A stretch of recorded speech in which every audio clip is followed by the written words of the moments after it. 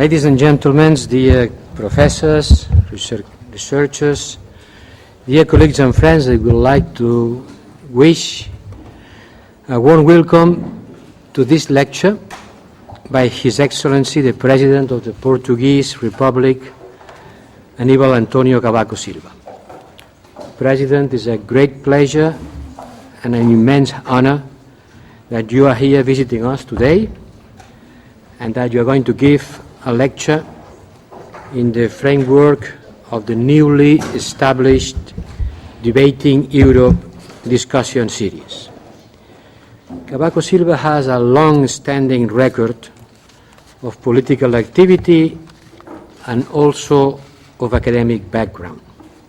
He was elected Portuguese President in January 2006 and was re-elected in January 2011.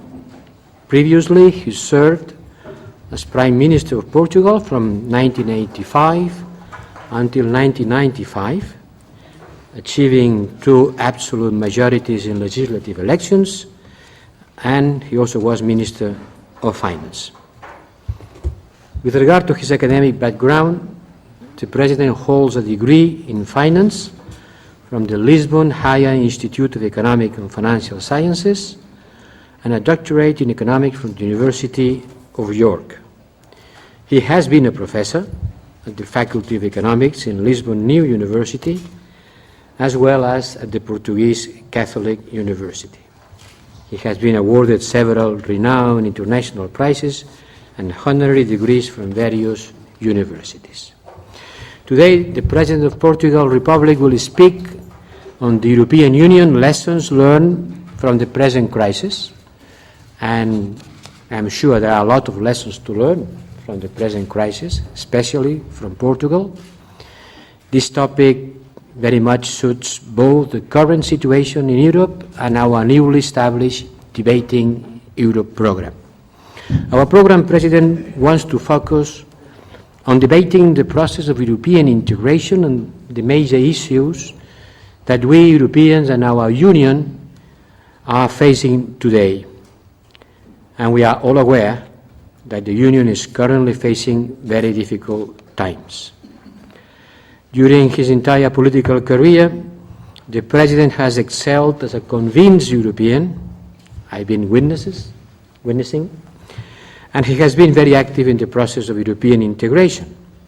He was involved in establishing the Maastricht Treaty for the good and for the bad, and he prepared Portugal's accession to the European monetary system and the euro.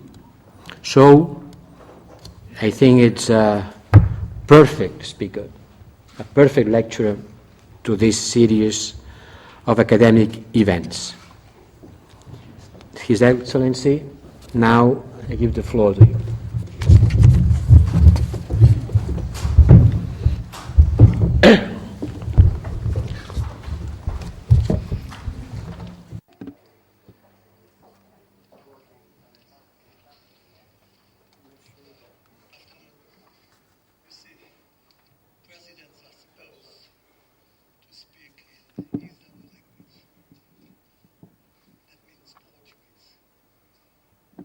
I was informed that translation to English is available.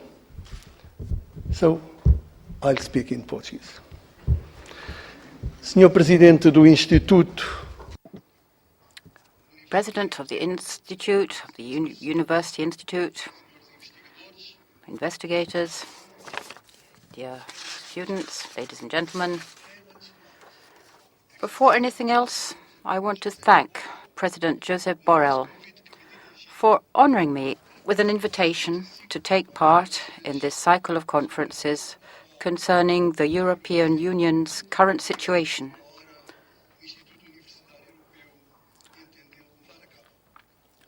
A very timely initiative with the European University Institute decided to carry out.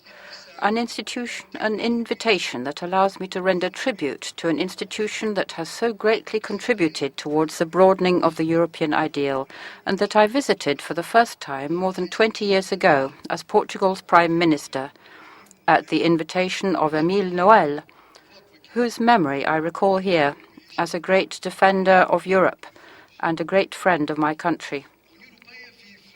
The European Union is living decisive moments for its future. What is at stake is the greatest asset that the European peoples have available to face the challenges of the present and the uncertainties of the future: European integration.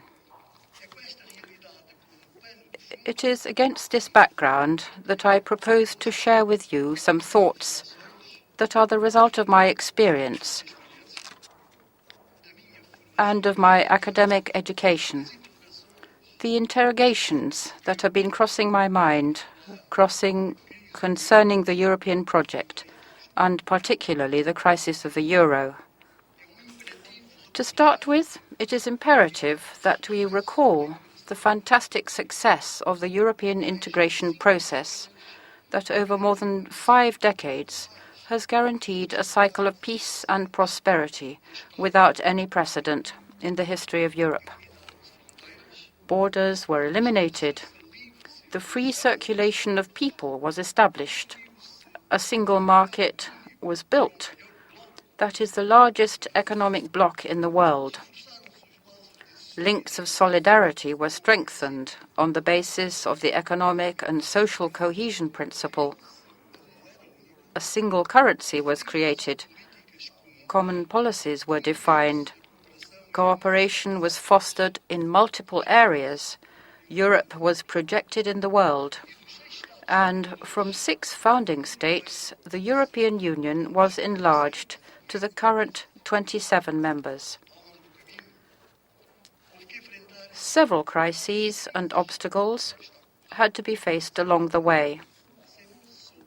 But Europe proved to be able to answer them. National interests were framed around a common interest, strengthening the union and the sense of community.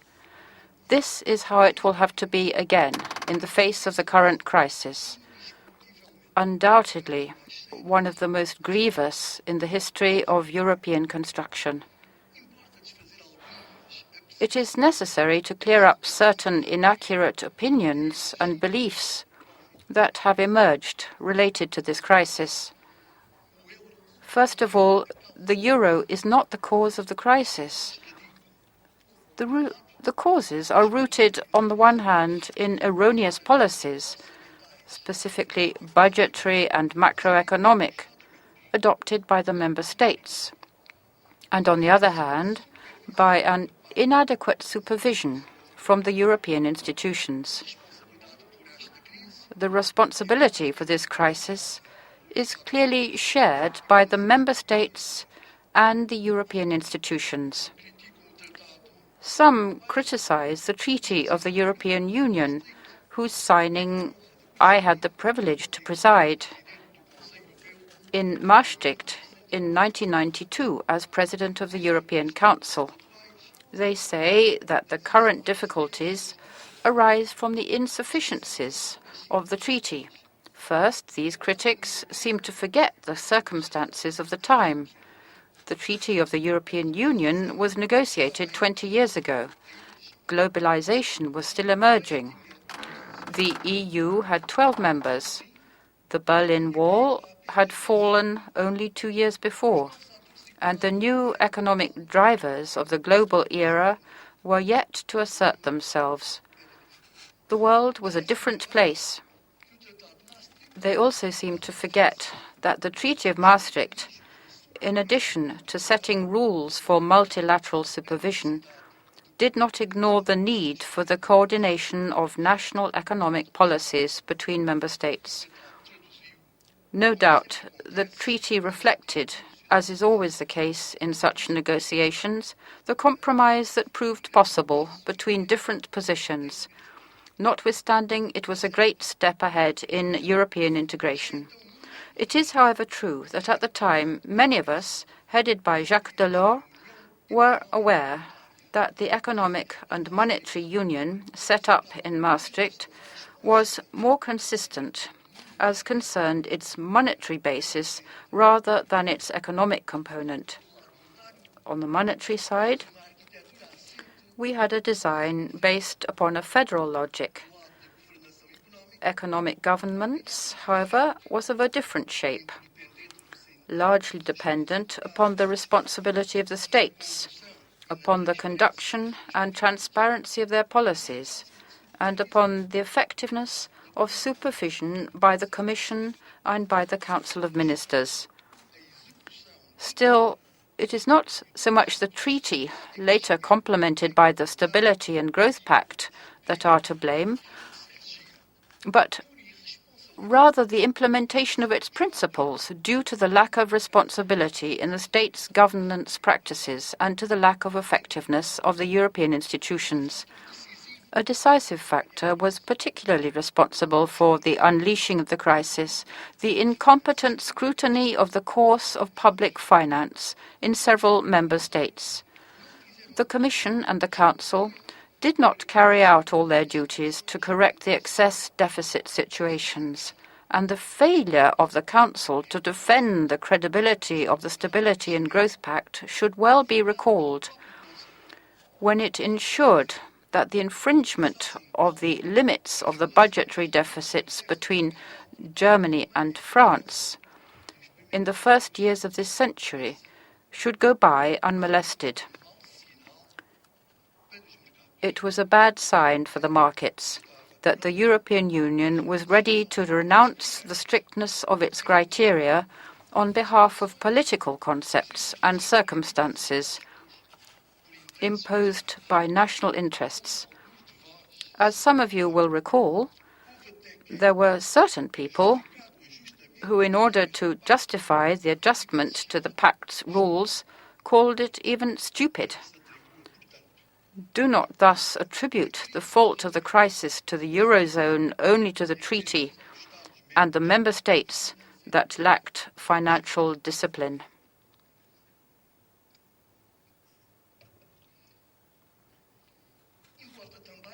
It is equally important to recognize that the crisis involving the Eurozone is not confined to a specific member state. In the current situation, and minding the high degree of economic and financial interdependency, any negative development in a Eurozone state will always have a negative impact in all the other states. And it is this risk of contagion that must be adequately forestalled and must not be minimized. In the face of the evidence of the crisis, the Union was late in recognizing its nature and its size, as well as in providing the adequate answer. Tangled in a political rhetoric of mutual recriminations, avoiding recognizing the shared responsibility, ignoring the evidence of the risks of contagion, hesitating in issues of solidarity, inconsistent as to the instruments to be used, promoting an intergovernmental drift, the European Union fueled growing speculation over the Eurozone, giving rise to uncertainties as to the single currency's own future. It thus happens that what the markets are testing is precisely the existence of a true and consistent economic and monetary union. I recall Jean Monnet's words. I quote, "We have only one choice between the changes which we will be dragged into or those that we are willing to carry out." Today, we are faced with exactly the same choice. We either face the crisis with the required measures, or it will drag us towards unforeseeable and uncontrollable changes that place the European Union itself at risk. What we are facing nowadays requires action, swift action. The markets do not wait for labyrinthine and interminable discussions. It is difficult to understand, for instance, that the positive decisions of the Council of Europe, taken on the 21st of July, are still imprisoned by political and formal obstacles, as Just as inadmissible is the daily happening of divergent speeches by the European leaders. Today's demands are, more than ever, convergence, solidarity, and responsibility without fail. At last, there is a point where it seems there is a trend towards a broad convergence of views.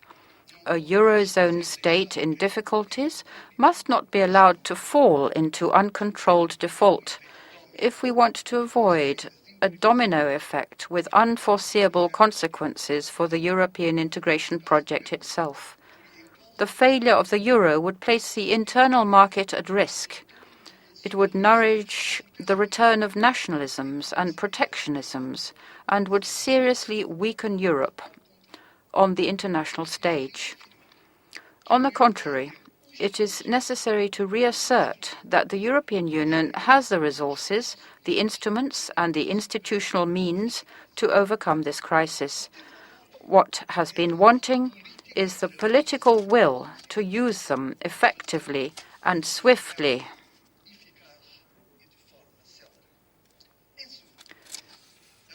In brief, the answer to the crisis must be European, systemic, and effective in the short term.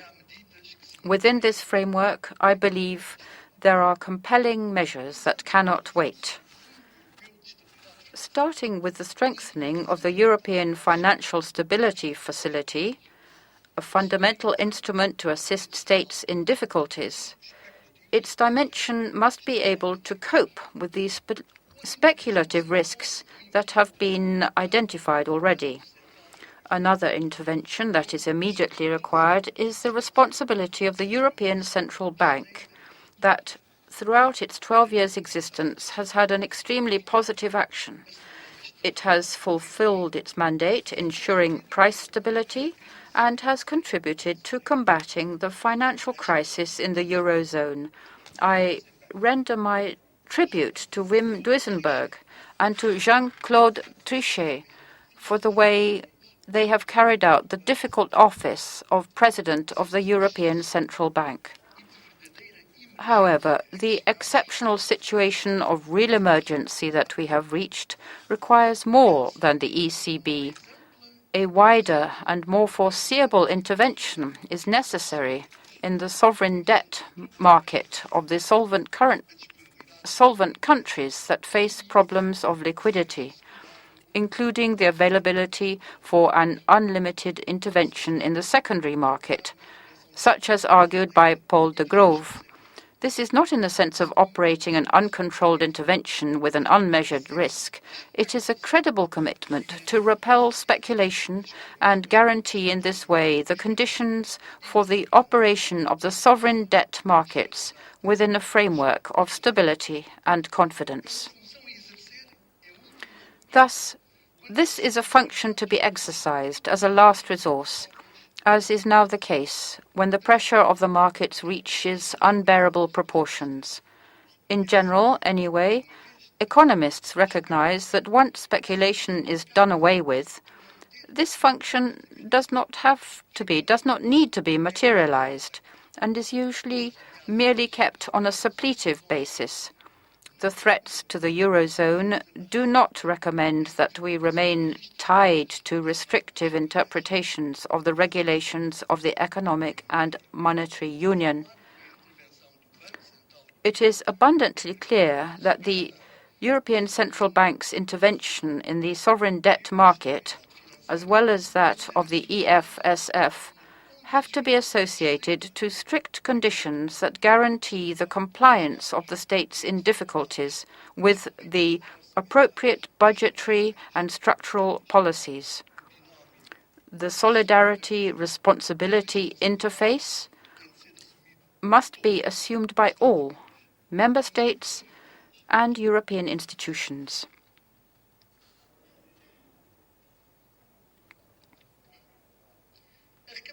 The recapitalization and financing of the European banks is another urgent measure which demands intense consultation and broad agreement, as well as the mustering of instruments of European level in nature and size.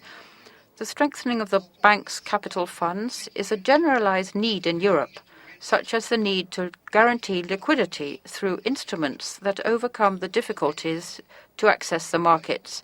Here again, the European Union, specifically through the European Central Bank and the EFSF, must act as the promoter and catalyst of the measures to be agreed at the Eurozone level. Without capital funds that guarantee the capacity to face the crisis, without liquidity to maintain credit, the banks will be unable to ensure the financing of the economy, with dramatic economic and social effects that will only accentuate the crisis in a spiral with unforeseeable consequences. I have been closely following the controversy on the issue of Eurobonds. I do not doubt that they could be a powerful answer to this crisis. However, its implementation would imply the need to overcome such a lack of definitions, both political and technical, that it would be impossible to bring into practice within a period compatible with the current difficulties. It is my belief, however, that the so-called Eurobonds should remain on the European agenda, requiring a quick clarification of the concept and of the requisites concerning the necessary transfer of sovereignty to the European institutions, as well as the changes to be introduced in the institutional design of the Economic and Monetary Union. Furthermore, an effective answer to the crisis implies the deepening of the European economic governance. The European semester and the Pact Plus are a step in that direction, but a lot more is required, as argued by the Commission and by the European Parliament. This point must be made very clear. The strengthening of the EFSF and the intervention of the ECB may only be carried out within a framework in which the budgets and macroeconomic policies of the states respect a balanced and sustainable course, which can be adequately scrutinized.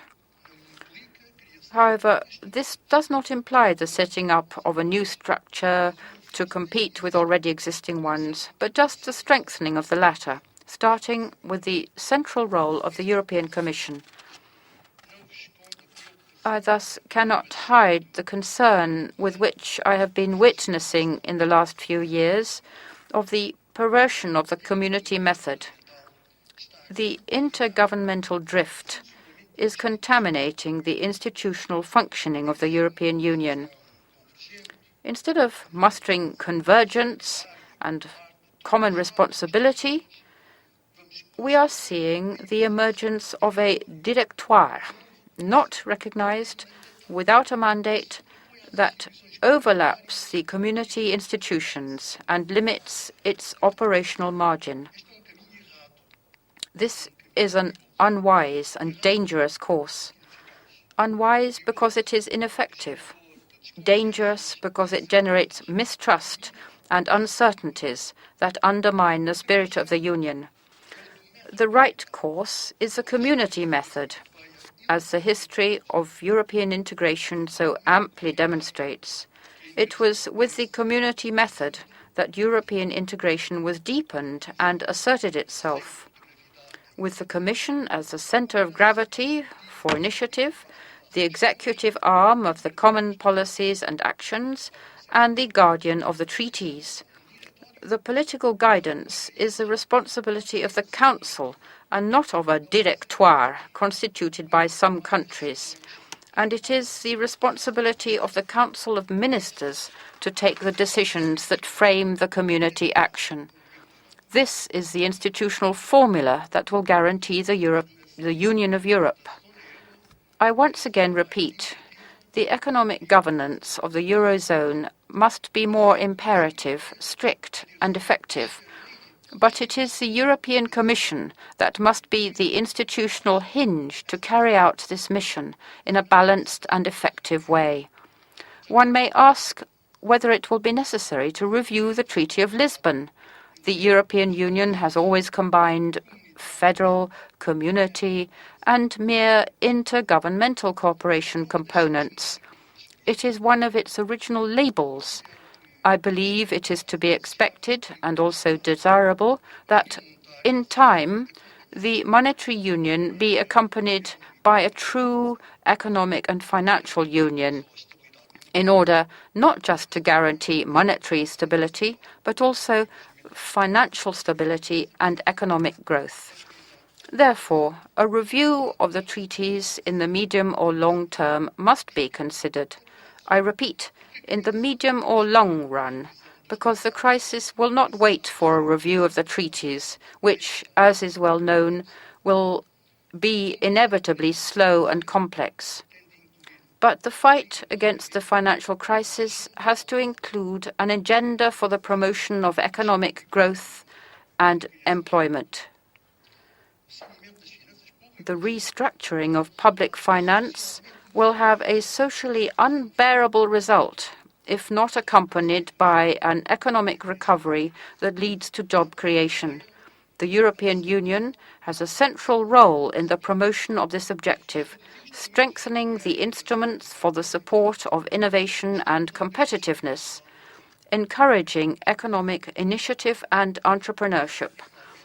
I am particularly concerned with the extremely high levels of young unemployment in the European Union, resulting from an anemic and uncompetitive economy and from the measures of strong budgetary containment. The austerity policies and lack of liquidity faced by countries with greater levels of indebtedness must be compensated by willful growth and employment policies promoted by the European Union, by expansionist policies, by countries enjoying surplus, and by a prudent reduction in the ECB reference interest rate. This is the course that will allow, in this difficult stage, a horizon of hope and confidence for all European citizens, without exception. Before ending, I would like to say a word about my country's situation. As is well known, Portugal signed a financing assistance program with the European Union and the International Monetary Fund. This program benefits from the support of a very large majority in the Portuguese Parliament and will, without any doubt, be fully complied with by the Portuguese government. Portugal will fully honor its commitments, will re-establish the balance of its public finances, and will go ahead with the structural reforms required to strengthen the competitiveness of its economy. Great sacrifices are being demanded from the Portuguese, who have answered with a great sense of responsibility. It is important for the European Union as well that Portugal's demanding effort is successfully carried out. For this purpose, it is necessary that the European Union faces the financial crisis with adequate and timely measures, and that it takes the systemic decisions that are necessary to ensure the stabilization of the Eurozone, the strengthening of the financial system, and the promotion of economic growth. Ladies and gentlemen, concerned but confident is how I define my state of mind. Above all, I want once again to emphasize that Europe has the capacity and the resources to overcome the crisis. If there is political drive and responsible solidarity, the Union will demonstrate once more its strength. In 1946, immediately after the Second World War, in the renowned speech in Zurich, Churchill stated that there was only one effective remedy for the European tragedy: to recreate the European family. This remedy continues effective.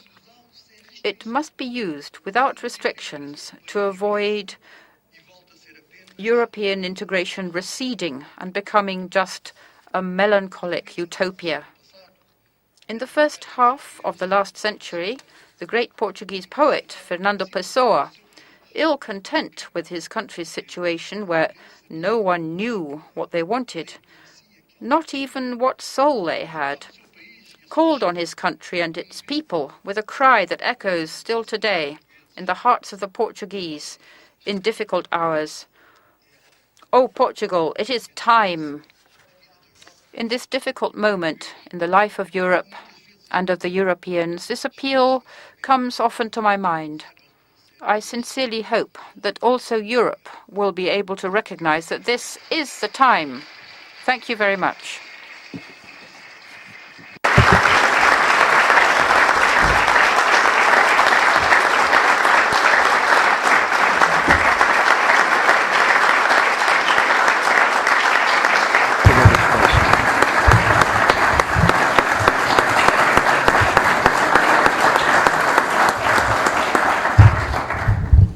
Bellissimo discorso, Presidente. Adesso, and now I'm going to give the floor to Professor Miguel Maduro, who's going to direct the debate. The debate. Let's call it debate, but my papers just for the exchange of views with the President. Miguel, take the floor. Eu queria só agradecer, e começo por agradecer em português, ao Sr. Presidente da República. I would like to thank the President of the Republic and thank him for the talk he gave us, which identifies serious challenges that the European Union is facing and the urgency to tackle these challenges. This is something that was well tackled in the final statement by Fernando Pessoa. This was a saying which is an appeal just because of the urgency, but this need for a change. And therefore, I find this doubly appropriate because I think that his talk highlights very clearly the need for both the Union and the Member States to face and overcome this fear of change. And I would remember the words of another president, President Roosevelt of the US, when he said, "There's nothing to fear but fear itself." And I think that his confident concern, as he said at the end, reflects the same state of mind. The intervention of Mr. President has raised many questions, so I will open the floor for a debate. The President has kindly accepted to answer some questions. I will collect 2 or 3 questions at a time and give the opportunity to whoever wants to put questions. Who wants to start?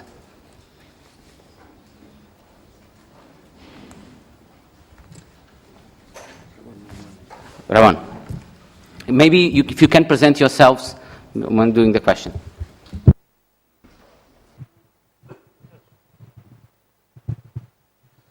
I'm Ramon Marimon, oh my God, Professor of Economics and Director of the Maxwell Program here at the Institute. I wanted to thank you first for the speech and also for your role of bringing a vision of stability in Portugal in a difficult time. I think very few people had done that in Europe, and you deserve the credit for that. But I wanted to ask you whether a concern, not only the immediate concern on the crisis, but a little more long-run concern, which is whether we are not facing a problem of another European divide, North and South. And because the countries that we only have the problems, like Spain or Portugal, was not a problem of the debt, but it was a problem also of low growth and dependency of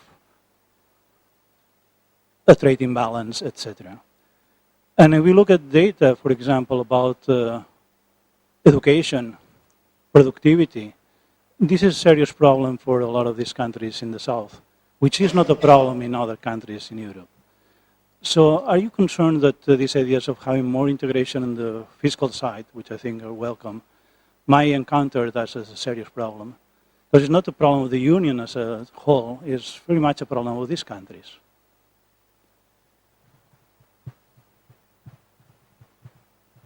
Question?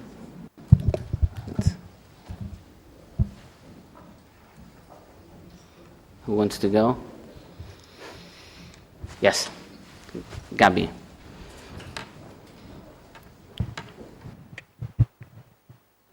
Please present yourself, Gabi. Yeah, of course I will. Thank you very much, Mr. President, for being here tonight and for giving this very interesting talk. My name is Gabi Umbach. I'm working at the Global Governance Program. I'm a research fellow there, focusing on globalization, sustainability, and aspects of human well-being. And my question goes a bit in this direction.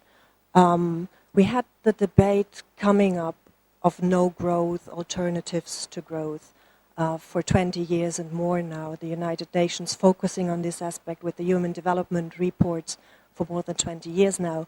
And I was wondering, and addressing you as an academic and as a politician, I'm interested in your view as an academic, whether the concept of no growth and no growth theory could be an interesting one to solve elements of the problem and the crisis we have currently within the Union, but globally.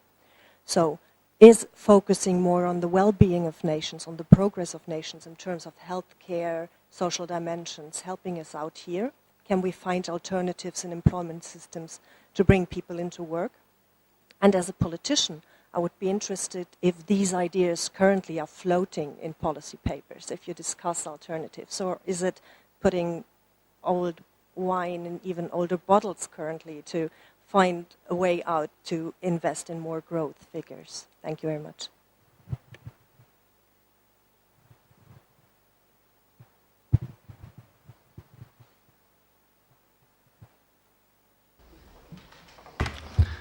Thank you for your initial remarks about my own country and the way in which we are implementing the agreement we signed with the IMF and the European Union.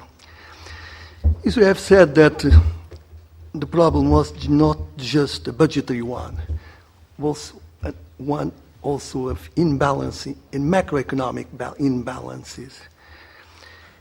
And from the beginning of the European construction, at least after the first enlargement, we realized that there were structural differences among the countries. It was one of the reasons why social and economic cohesion became an important policy.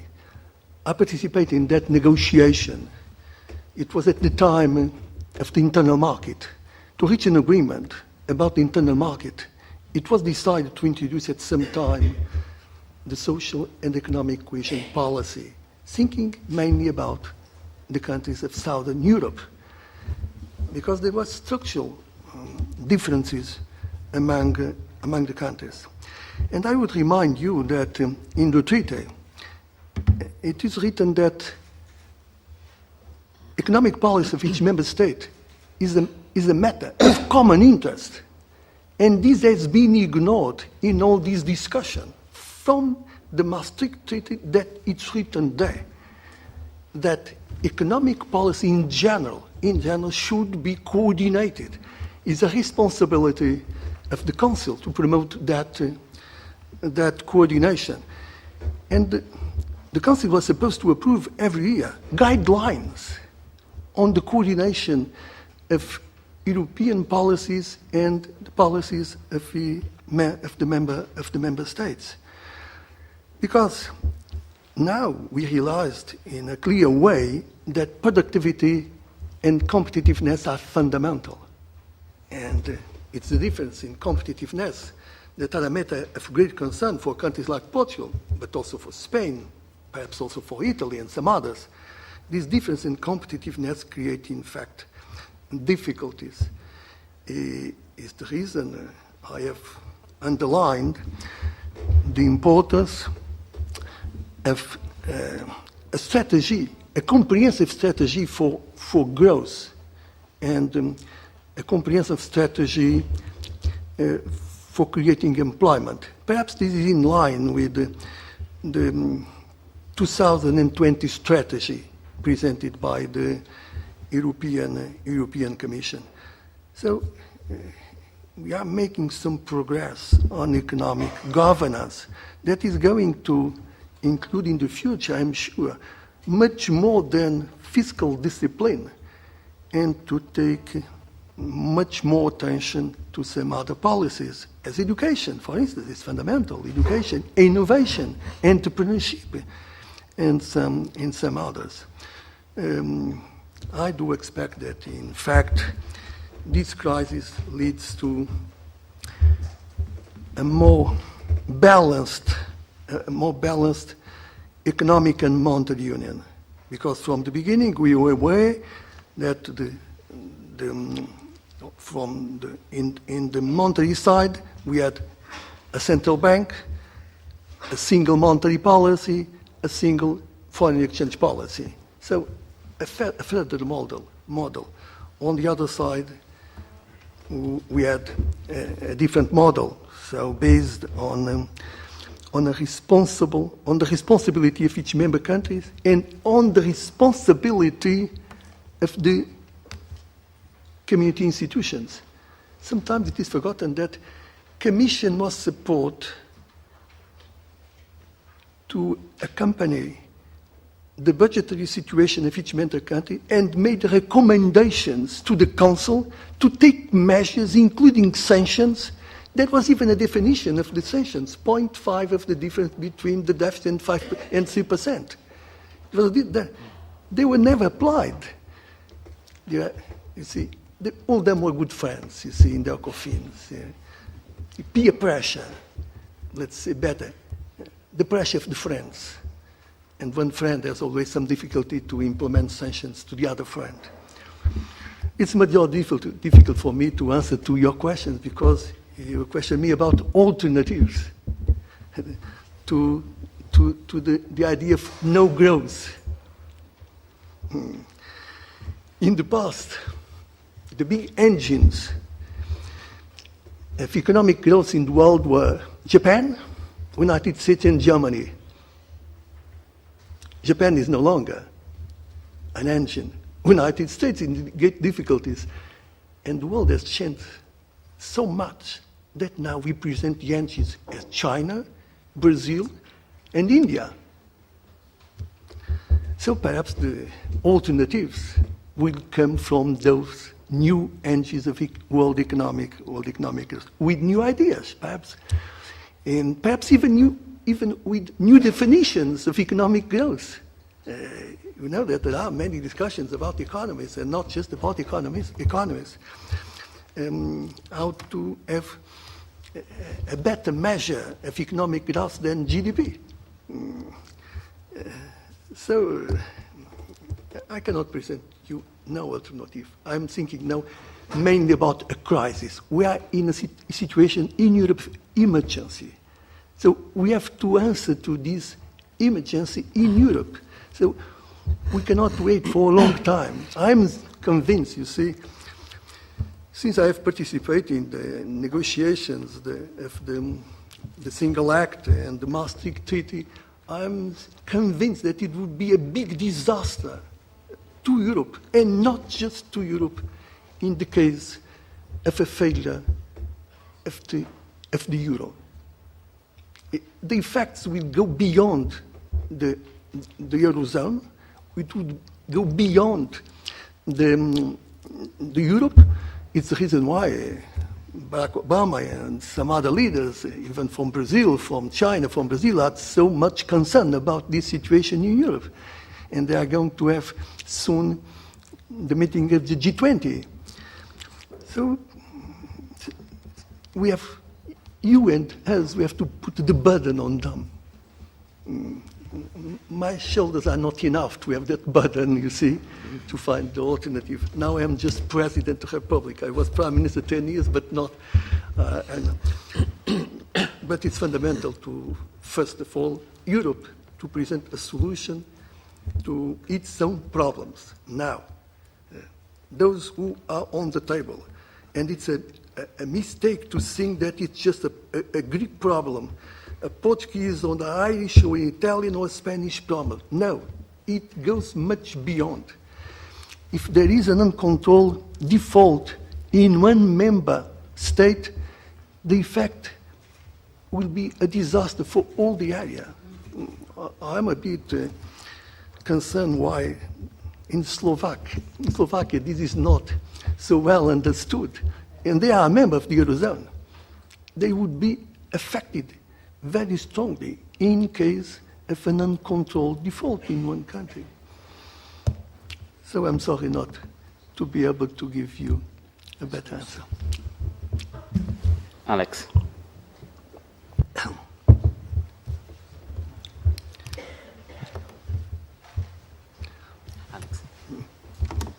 Yes, Alex Trexel. I'm a professor in the SPS department here at the EUI, and I'm directing the European Union Democracy Observatory in the Schuman Center. Mr. President, I was very impressed by your speech and would like to thank you for this and the willingness to exchange with us and debate Europe. I was going to follow up right on your last point. You mentioned quite a series of measures and of changes, of institutional changes that would become necessary rather sooner than later of the European institutions, of the treaties, of EMU, etc. Now, most of these changes have to be done by unanimity, unanimously among the EMU members, unanimously among EU member states. Now, while I think that it is absolutely possible that at the elite level you will find this unanimity among heads of states, for example, in the European Council, it's already getting a little bit more difficult when these changes have to be ratified by parliaments, like the one in Slovakia that I've mentioned just before. And furthermore, many of these changes, an increasing number of these changes, have to be ratified by popular referendums. And these changes demand a lot of solidarity. How will you be able to create this solidarity from below that will be needed among the European citizenry that will vote upon these changes? Unless you want to answer right away, do you want to? Yes. Sure. European Union with 27 member states is very different from that one with just 12 or 15. It changed a lot. And I am not convinced that it will be easy to get the approval of the citizens in the case of referendums, of changes in the treaty. But I remember as well that it's possible to have nowadays the euro in 17 countries because Chancellor Kohl went against the Bundesbank. I remember very well, the Bundesbank was clearly against the monetary union and against the majority will of the German people. With a referendum, we wouldn't have had the Eurozone. That's clear. So it was a vision. It was the vision of Chancellor Kohl, Mitterrand, Delors, and some others. So that was fundamental. You mentioned unanimity, and now we have an example of what should be changed as soon as possible. The approval of changes in the European financial European Stability Fund, the European Stability Fund. One member can be prevented that, but we need those changes and the European Financial Stability Fund to be approved by majority, and as soon as possible. I think that will not require a change in the treaty. But this is a matter for the creativity of those men of the law. They will find, they are creative enough to find a solution. But that is a change that will have to be made. So we are going perhaps to new elections in the Slovak Republic, but there is already an agreement that they will approve next week this new package to Greece. So, but that is something that has to be changed. It was because I was not optimistic about these changes in the treaty that I said that we could not wait. The markets are not going to wait for the discussions about a change in the treaty. Remember what was the constitutional treaty remember? And the result of the referendums. And afterwards, the discussions about the Lisbon Treaty as well. I mentioned that when I referred to the Eurobonds. I have studied the problem of Eurobonds. So there are several questions that were not answered until now. I suppose that it will be an European entity that will be responsible for the issue of the bonds, but for every member state, just for some, for all public debt, for public debt just beyond 60% of GDP, long-term debt, short-term debt, and what's the limit for each country to demand that entity to issue debt to satisfy their financial needs? Who is going to determine which amount of debt Portugal, Spain, Italy, or some other country may require the entity to issue? At what rates of interest? And what would be required to those countries so that we are sure that they will comply with their obligations in due time in order to obtain the highest rating? You see, it's the reason why one day Trichet said, perhaps in the future we need a Ministry of Finance, an European Minister of Finance. He said it will be someone that can give some indications or beyond some indication about policies of those member states which are in difficulties. But indications about what? About taxes, about public expenditure, about structural reforms, about competitiveness, about what? So perhaps, if we are going to have those Eurobonds, there will be one entity that is going to impose strict requirements on the member states. That it's clear for me. And that it's possible without a change in the design, a change in the institutional design, the institutional architecture. Perhaps it's not possible. But that will take some time. So, or we will have the imagination to find a way to put in practice this mechanism in a different way that it's now in some minds, or otherwise it will be impossible to put them in practice in the near future. And the markets are not going to wait for that. That's the problem for me. Perhaps the last set of questions. Last question. Oh, there's two. So Leslie, and then at the end. You can collect the two, one and the other. We collect both then. The first one over there then. It's easy. There was someone? That was, yeah. Yeah, my name is Elena Carletti. I'm professor of economics and joint chair with the Robert Schuman Center. Well, first of all, thank you very much for your very interesting talk. Now, one of the issues that you mentioned, rightly so in my view, is the importance of sanctions and to increase the credibility of the sanction system so that in the future, at least, not the same mistakes as the past will be repeated. Now, if we then go a little bit on incentives, though, and how to somehow implement incentives and make people in general behave well, it's not just enough sanctions, but at the end, we also need somehow a stronger punishment, which may be threat of liquidation or bankruptcy, or in other words, default. And this is something that I didn't see so much in your speech. So now there is a lot of debate about implementing a resolution mechanism for banks, for financial institutions, with all the difficulties of doing that, in particular in terms of credibility again.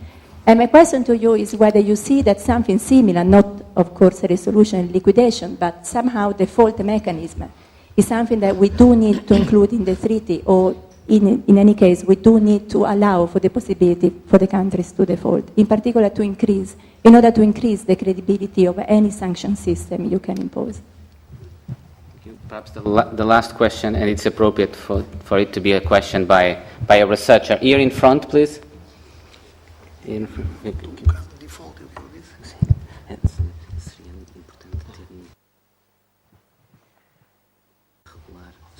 Muito obrigada, Sr. Presidente. Muito obrigada. Thank you, Mr. President. I will speak in Portuguese. I heard you in an interview talking about the Lusophone countries as privileged partners.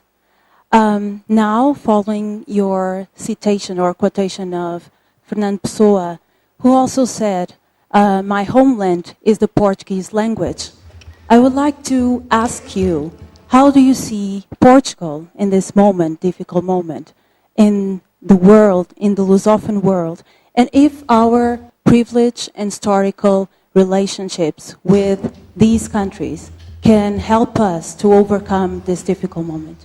Obrigada. Ok, vou responder.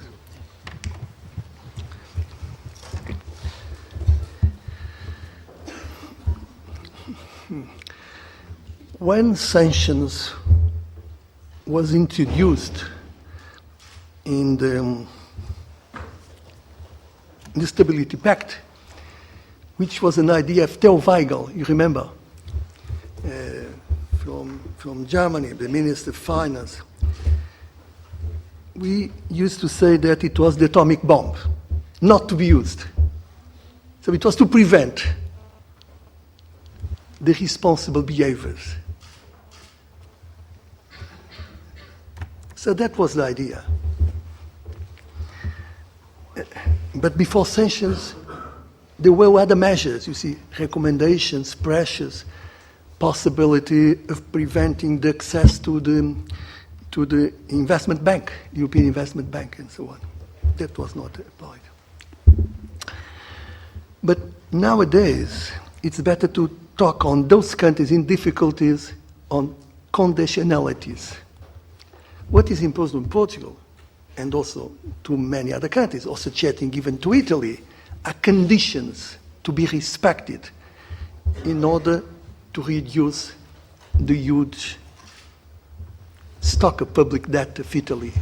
I remember the discussions about the debt of Italy, Belgium, and Greece, because even in 1997, when it was decided, those who would be members of the Eurozone, they had a stock of debt that was beyond 100% of GDP, you see. So now what I said about the intervention of the central bank, about the intervention of the European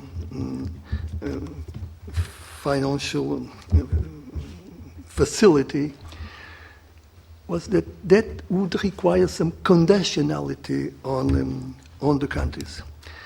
But it's better the country not to talk about default, because defaults are supposed not to take place, you see. So the idea, some say that it was a mistake. No, the model was right at the time, because defaults were not supposed to occur because countries were supposed not to be in deficit. There was an excessive deficit procedure to correct the situations and to correct in a short period. But they were not corrected. They were ignored. But anyway, any default has to be a controlled one. What it is said nowadays about Greece, on the 21st of July, it was decided that the Greek debt would be reduced by 21% in value, in actual value, a net value added. Today it is said that it's not enough. So what is under discussion? But it was, you see, a voluntary attitude of the bondholders, you see. Now it is said it is not enough. I'm not sure if banks are prepared to say, okay, we shall accept a restructuring of the debt, perhaps in the lines of the Bradley system for Latin America some decades ago. But it's a matter that is on the table. that is on the table is a matter of concern for many countries because of the amounts of debt which are in some European banks. So I'm not in favor of mentioning or giving indications about defaults, because the economic interdependence and the financial interdependence is so strong nowadays among the 27 that is an illusion to think that a default in one country are not to have very negative effects on all other member states. So we have to find a solution for this case. You remember that in the decision on 21st of July, it was said, this is the solution just to Greece. And we are going to build a firewall to protect contagion. But the markets do not wait. 25 of July, August, September, October, and they are going to meet on 23rd, on a Sunday. We do expect a good inspiration coming from the sky, from the heaven to the heads of state, because it's on Sunday, you see, it's on Sunday. So the only problem is that on Sunday God rested, that's the only problem. About your question and the special relationship between Portugal and the African Portuguese-speaking countries. It's a very special relations. And Portugal is stronger in the European Union because of this special relation. It's an added value that Portugal can present to its partners in the European Union. So it's something, it seems important. And we are important to Angola, to Mozambique, and other African-speaking countries because we are members of the European Union and we are members of the Eurozone. So it is on the interest of the African Portuguese-speaking countries that our program will be a success, and it will be very important for all the Eurozone that Portugal succeeds. Because if Portugal succeeds, like Ireland, for instance, that means that a country that made some mistakes, let's say, in budgetary policy and in macroeconomic policies, were able to implement measures to correct that situation and achieve again a path of build a healthy economy, a sustainable economy. So it's very important for the African countries. We mentioned that Portugal will succeed in the implementation of this program. But we require also a positive attitude coming from our partners. Because Portugal is going to implement all the measures which are reasonable, including in the assistance program. But we need also a positive attitude coming from the European institution and from the other member states. Because of this danger of contagion, because of this interdependence among member states. So what I do expect that these excellent political relations of Portugal with the African Portuguese-speaking countries will go beyond friendship, beyond nice words, and to take advantage of all potentialities in terms of cooperation in trade and in culture, in education, in innovation, investments, cooperation between entrepreneurs of both sides. You see, I'm strongly in favor, you know very well, of this, of a stronger relationship between Portugal and Angola, Mozambique, and the other Portuguese-speaking countries, because it's strong, but we can always do more. We can do more. There are plenty of contacts between politicians for those countries, the Portuguese politicians. So on that area, I'm optimistic about the future. And I'm sure that they will support Portugal to overcome these current difficulties. Thank you. Thank you very much, Mr. President. Thank you very much for speaking so openly and so engaging with the questions. We we were speaking before that sometimes there's some tension between academics and politicians, and you were saying that you still consider yourself at heart as an academic, but I will dare saying too that we see that coexistence between academics and politicians in your own example. In some cases. Thank you very much. I don't know if our President Borrell wants to say some concluding Just to thank again the President. It has been a very interesting speech, to the point, and I want to thank you for being here. I'm sure that our professors, our students and researchers will take profit of these words. And thank you also for this message of optimism. Whatever the difficulties are, we will overcome, like we were used to sing when we were young. Okay. Thank you.